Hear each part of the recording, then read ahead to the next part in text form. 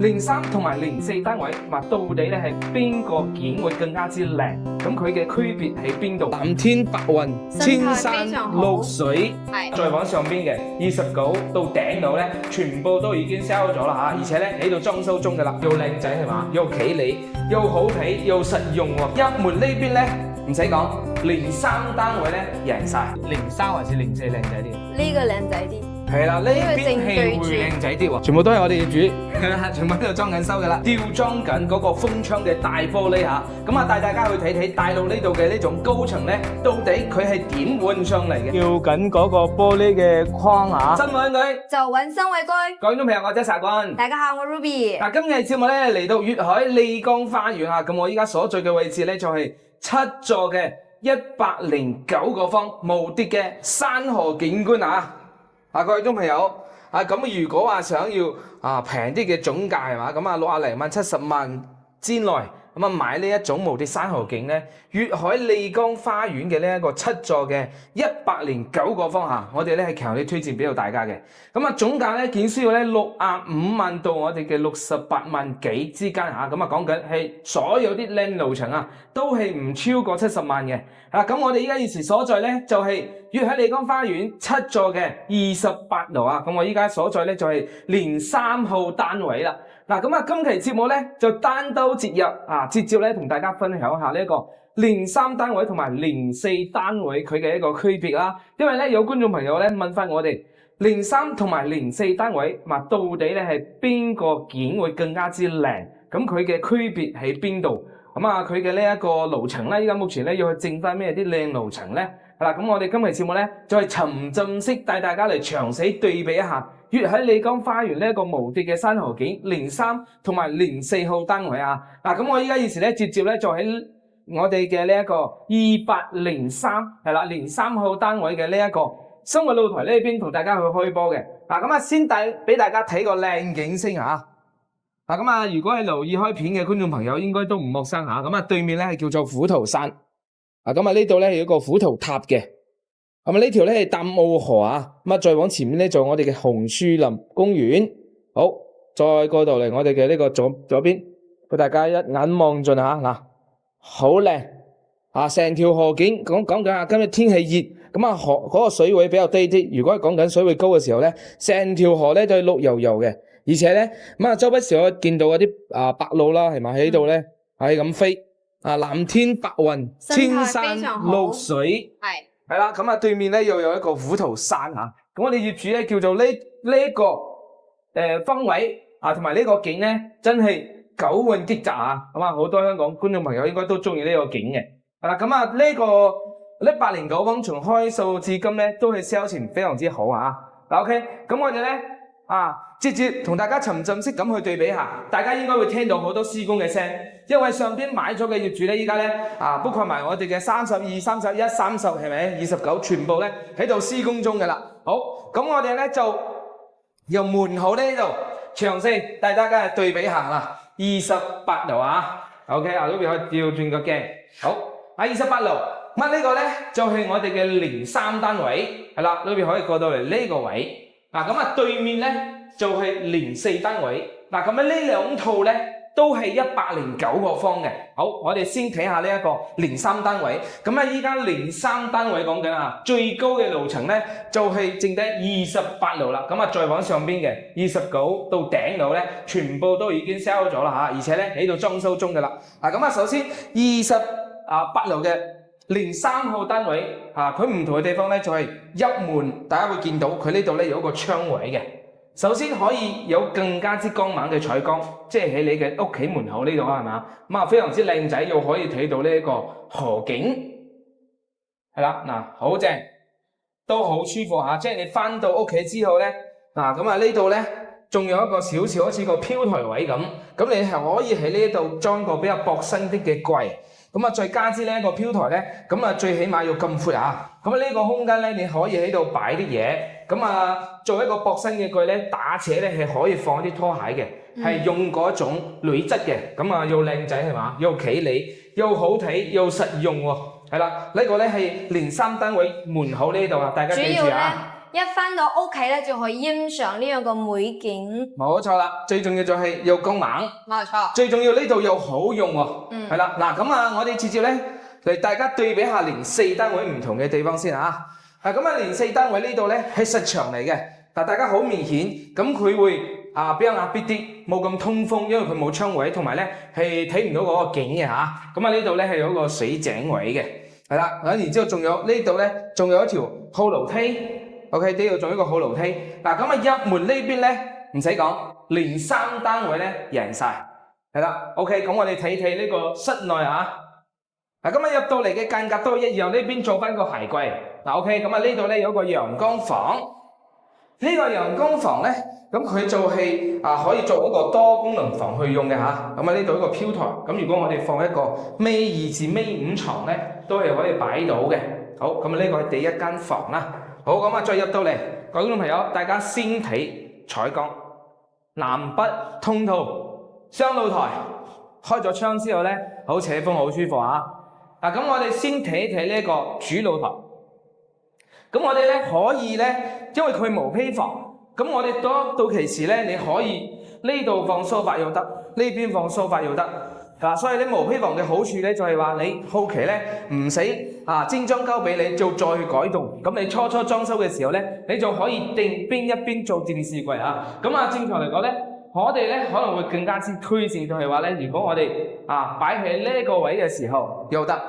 呢個係我哋嘅呢個03單位。呢邊望翻出嚟咧，都係有條欄，好遠。Ruby 嘅鏡頭唔知睇唔睇得清啊？如果睇唔清，可以拉近啲。咁如果我哋放呢邊嘅時候，咁就可以望得到更多嘅山景。係啦，我哋鏡頭可以俾前啲嚇。係啦，咁就可以望到更多嘅山景。但係咧，如果我哋坐呢一圖咧，可能就會對住係啦，我哋嘅呢一個前面嘅呢個87個方嘅呢個陽光房。但係咧，人哋陽光房咧，多數呢一側咧都會拉窗簾或者話係做嗰啲磨砂玻璃嘅嚇。OK， 咁就係我哋嘅呢個主露台景啦。OK， 出嚟俾大家睇睇。呢個係03單位，咁佢咧係直接可以望到對面嘅呢個必架山山景啦。咁然之後仲有就係離對面嘅嗰座三座咧，係啦。OK， 我哋可以拉翻個鏡頭嚇。係啦，咁呢個咧係對面嘅山景。咁同對面嘅呢個三座咧，佢係比較遠，而且咧佢稍微錯開咗嚇，所以呢條罅咧好大一條罅。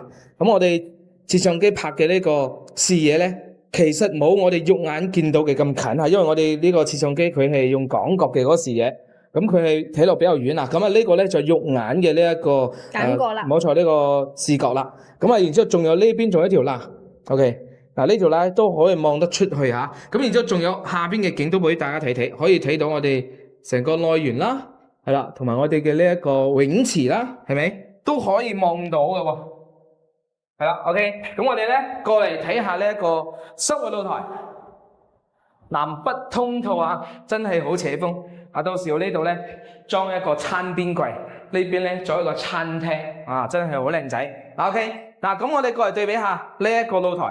咁呢個露台咧，咁我哋依家現時直望出去咧就係由呢一頭，望到我哋嘅呢一個紅樹林公園，成個景咧就係非常之開揚闊落，同埋咧好靚仔，藍天白雲青山綠水真係唔誇張。呢個咧係我哋肉眼所見到嘅嘢，就同大家分享咩啦。OK， 咁我哋再過到嚟呢個位置，咁其實咧由左至右咧係可以望穿到成條呢條河景嘅嚇。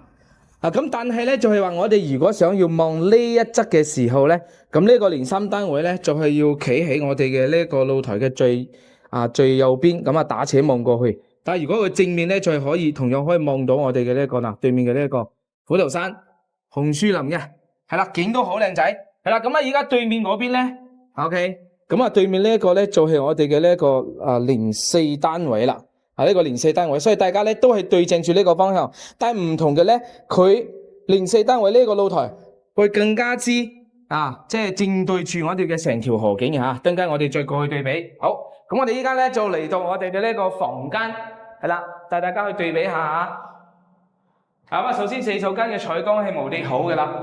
無遮無擋下，對正住我哋嘅呢一個河景山景嗰邊嘅。先睇第一個客房先，啱啱好正正對住成個我哋嘅呢一個山景嘅，係啦。OK， 我哋鏡頭可以由近由遠至近，然之後咧去帶大家感受下啊。好，呢個窗咧好似一幅畫一樣嘛，你睇到啱山啱景。好嘅嚇，其實佢係即係啱啱好係成個框咧正對住嗰個山景嘅。係啦，要去無遮無擋，咁啊呢度咧要可以再間客房喎。好，再睇下呢個陽光房。嗱，陽光房咧啱啱好，照成個位咧就係正正咁對住成條河景，全部望晒。啊，呢個陽光房嘅景啊真係無敵。咁啊呢度咧你可以做成衣帽間啦、麻雀房啊、辦公室啦，係嘛，即係自己嘅呢個辦公用房啊、書房啊，都冇問題。景啊真係非常之好啊 ！OK， 咁我哋再睇下最後一個主人房啦。嗱，咁啊主人房嘅床頭喺呢度嘅 ，OK， 床頭喺呢度，啱啱好要去正正對住成個山景。真係景就真係無敵靚仔啊！其實我哋用眼嘅嗰個視野係咁嘅嚇。用眼嘅視野係咁嘅，要加上咧樓層夠高啦，所以可以望穿個頂睇到天空。係啦，咁啊主人房洗手間咧，嗱呢啲採光啊，而且空間又夠晒闊落啊，完全做一個乾濕分離冇問題。所以咧呢一個109方，我點解話咁多客人中意啦？因為咧總價咧銀碼先至65到我哋嘅68萬幾嚇，講緊最貴嗰套咧都唔超過69萬嘅。我哋呢個咧就係03號單位嚇。咁依家最高咧再剩翻呢一套28樓，非常之好嘅樓層。28樓我哋香港嘅觀眾朋友都好中意，而且佢兩邊景咧都好靚仔啊！兩邊景都係無遮無擋，因為我哋依家現時咧已經係超過咗對面嘅2座，呢個好重要。咁如果我哋低於呢啲25以下或者係23以下咧，咁就睇唔到咁多嗰啲山景，因為佢依家現時呢度完全係超過咗嘅嚇。係，我哋就坐住呢個梳化位，可以睇兩邊嘅景觀。冇錯，兩邊。包括我哋呢邊嘅四露台呢邊都係望晒。係啦，都係望晒啲山景、河景嚇。係啦，各位觀眾朋友，呢套單位咧69萬都唔到件需要咧，我哋嘅68萬幾咁嘅一個總價就可以搞掂㗎啦。咁依家現時咧非常之難得最高咧仲有呢套28，如果係中意嘅觀眾朋友真係要嗱聲嚇。OK， 咁我哋而家一做過去對比下我哋嘅呢個04號單位，呢套咧就係29樓嘅04號單位咁依家04單位咧仲剩翻最高咧就係頂樓，然之後仲有就係我哋咧29樓啦，04號單位。咁入門呢邊咧啱先都大家對比過啦。咁入門呢度咧係03會更加之靚仔呢一個咧係毋庸置疑㗎啦。OK， 咁我哋入嚟睇睇嗰個主露台嘅啲景，同埋我哋嘅生活露台景好，咁入到嚟咧，首先我哋會望到就係我哋04號單位嘅呢一個主露台，客廳呢度咧係離呢一個8座咧係非常之近如果我哋講緊梳化放呢度嘅時候咧，係啱啱好咧就成個咧就俾佢遮住咗、頂住咗嘅。好，咁我哋如果嚟到呢一側反而好啲。OK， 呢一側咧最起碼咧仲有一條罅咧可以望得出去係啦，但係唔同嘅地方咧就係話，如果講緊朝向嚟講咧，呢個04單位咧佢係朝東南嘅，係啦，佢係朝東南，可能咧夏天或者話下晝嘅時候咧係冇咁熱嘅但係咧就係話都有啲缺點就係對面嘅呢個會頂住咗係嘛，但係呢個打斜望呢一側望翻出去咧遠景嗰啲咧都可以望到一啲海景咁嘅真係可以睇到海噶啦，冇錯 ，OK。呢度係 OK， 好，我哋對翻過嚟，好然之後咧就係大致上咁嘅情況啦，包括埋我哋下邊嘅呢個園林景觀 ，OK， 派俾大家睇睇啦。啱先嘅03會更加之靚仔03咧可以望到泳池啦，係咪？但係佢呢一度咧就係話咧離對面會近啲，頂住咗，呢個咧係佢嘅呢一個比較大嘅缺點。所以咧，如果係主露台景嚟講咧，一定係我哋啱先嘅03贏咗嘅都係03會比較靚仔。好，咁再睇下對面嘅呢個生活露台。OK，Ruby， 你覺得生活露台呢一邊嘅呢個山河景係03還是04靚仔啲嘅？呢個靚仔啲。係啦，呢邊係會靚仔啲喎，因為佢咧佢呢度咧就啱啱好企喺露台係正對住即係正對住我哋嘅成條河。OK，係啦，唔使話去打側咁去望直接咧就企喺露台咧成個望晒嘅。OK， 嗱咁啱先講緊對面呢度係啦，嗱呢度咧就係我哋嘅呢一個03單位啊嘛，俾大家睇睇啦，上邊咧全部裝緊修啊 ，OK， 全部都係我哋業主，全部喺度裝緊修噶啦 ，OK， 好，嗱咁我哋咧再睇下呢啲房間。咁生活露台咧係04號單位靚啲嘅嚇，採光咧都係好靚噶啦。我哋睇下呢一個生活露台先。咁呢個景咧就啱先嘅，其實03單位靚啲喎，係咪？03單位佢係望晒成條河啊嘛，好似被河包圍住咁樣。冇錯啦。呢度咧同樣都係正對住咧，就係對面我哋嘅呢個虎頭山嚇。乜景都靚都唔差嘅，只不過咧就係啱先嘅03。會比我哋嘅呢一個04號單位嘅生活露台嘅景係嘛，會更加之靚啲嘅嚇。好，咁我哋再對翻到我哋嘅呢間房間。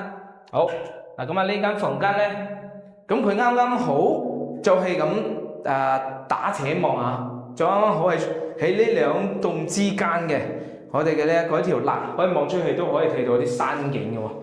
好，阿 Ruby 應該拉近啲鏡可以睇到嚇。好。咁我哋咧再過嚟睇下呢個主人房。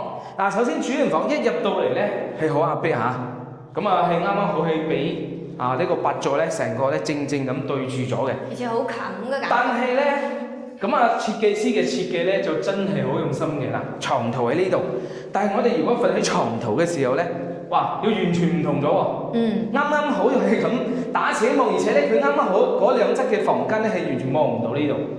所以呢個設計師嘅呢個用意咧就喺呢度啦，係咪？即係話佢始終都考慮翻每一個角度可睇出去嘅景，盡量可以保證咧，就係話你瞓喺床頭啦，呢啲咧就唔會遮住，唔會俾人哋睇到啊咁。咁呢度咧都係望翻出去有個山景嘅，但係對比之下咧，又係03贏晒嚇，因為始終咧03號單位咧，佢係離對面嘅樓會比較遠，而且咧佢係完全就係直接望嗰個山景嘅。OK， 呢個咧就係04號單位。OK， 唔同嘅地方咧就在於，首先第一個入門咧係03贏晒嚇，咁然之後仲有就係我哋嘅呢個主露台，我哋嘅呢個客廳景、主露台景都係03贏晒嘅。咁佢會冇咩遮擋啦，要望住山景啦。係啦，然之後咧，仲有咧就係我哋嘅呢一個每一個房間嘅景都係03贏晒嚇。然之後咧，生活露台呢邊嘅呢個山河景咧，係呢個04號單位咧係比較靚仔嘅。同埋咧，如果你講朝向嚟講咧，咁其實04咧，因為佢東南位係嘛，咁其實佢東南風咧都好涼爽嚇。如果係朝向會04會更加好啲嘅。如果係對比之下咧，咁我哋都係個人比較建議，就係有得揀嘅情況下咧，係03單位會比較優勝啲嚇。係啦，如果話我哋中意東南向嘅。